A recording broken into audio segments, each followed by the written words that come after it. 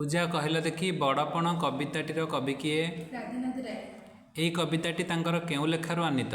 दरबार काव्य। राधानाथ रायंकर रचित आउ दुई गोटी लेखार ना कह। केदार गौरी नंदीकेशरी। केसरी औरसे तुम्भे सिना स्वान यह काहाकू कुहाଯାଇଛି?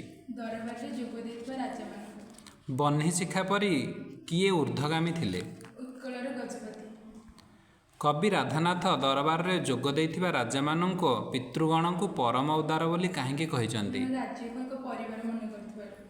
कविଙ୍କ समयर राजा और प्रजाଙ୍କ संपर्क किपरि थिला? बाजा परबारी।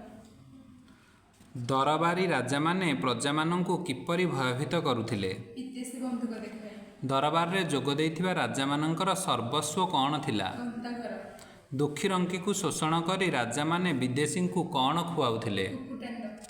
राजा माने किपरि निजर मालखाना पूर्ण करुथिले? जरिमाना करे। धन अर्जनर सफलता केउठी थाए? सुबेयरे। विश्वविजयी आलेक्जांडर समुद्र कूल पहुँची काहींकी कांदी पकाइथिले? कारण जय करबाको राज्य नथिबार।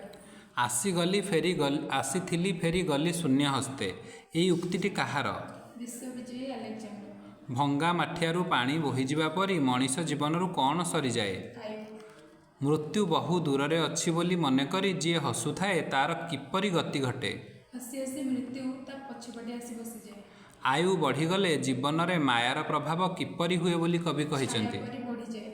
विधाता धर्मरूपक पोत गढ़ी काहींकी? संसार रूपक बारिधि पार हेबाकु। धन्यवाद।